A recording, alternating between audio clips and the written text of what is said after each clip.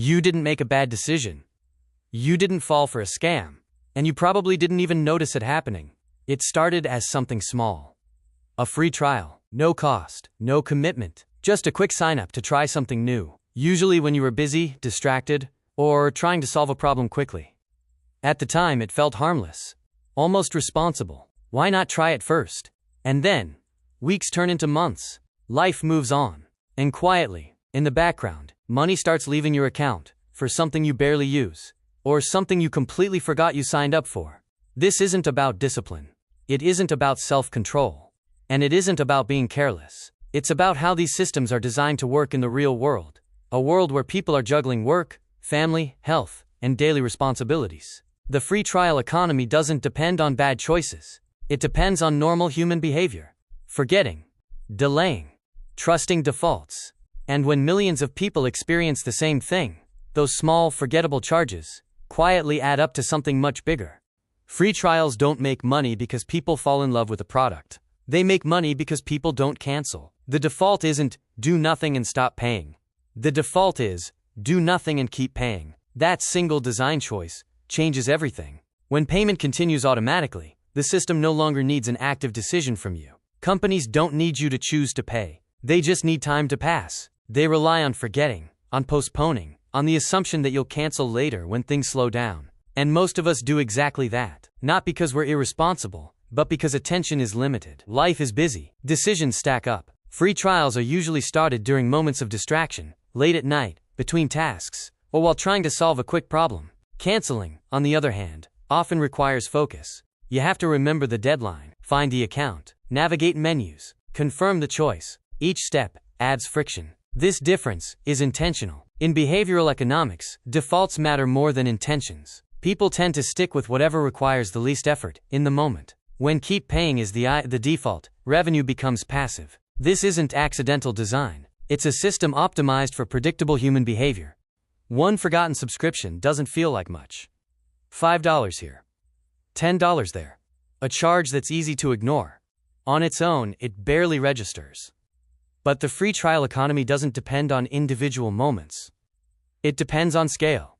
When millions of people forget to cancel just one service, those small amounts add up, not to thousands, not to millions, but to billions of dollars every year.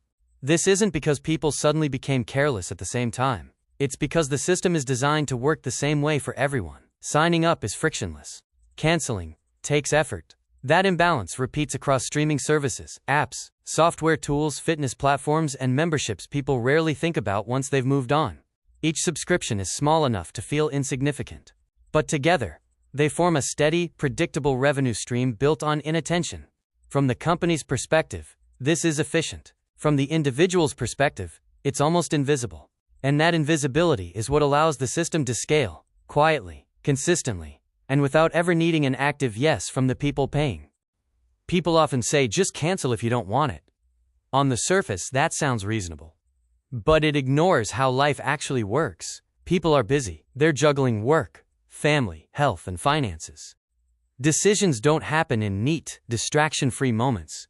Free trials usually start when someone is tired, multitasking, or trying to solve a problem quickly. Canceling rarely happens in those same moments. Instead, it requires remembering a deadline days or weeks later, logging back in, finding the right page, navigating menus, confirming the decision, sometimes more than once. Each step isn't difficult on its own. But together, they create friction. The system assumes perfect memory, constant attention, and uninterrupted time. Real people don't operate that way. So just cancel becomes something people intend to do later, after work slows down, after things settle, after they have time to think.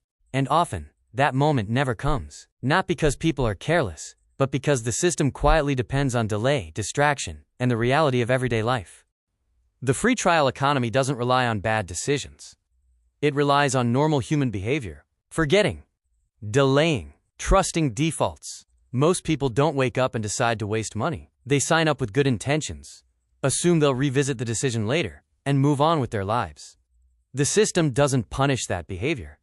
It profits from it. Understanding this doesn't mean you'll never pay for something you don't use. It doesn't magically make every subscription obvious or easy to manage. But it does change how you interpret the experience. Instead of asking, why didn't I handle this better?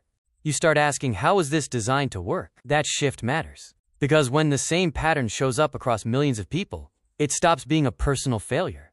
It becomes a structural outcome, a system optimized for convenience on the way in and inertia on the way out. Seeing that clearly doesn't fix the system, but it replaces self-blame with context. And sometimes, that understanding alone is enough to move through it with a little more awareness and a lot less guilt.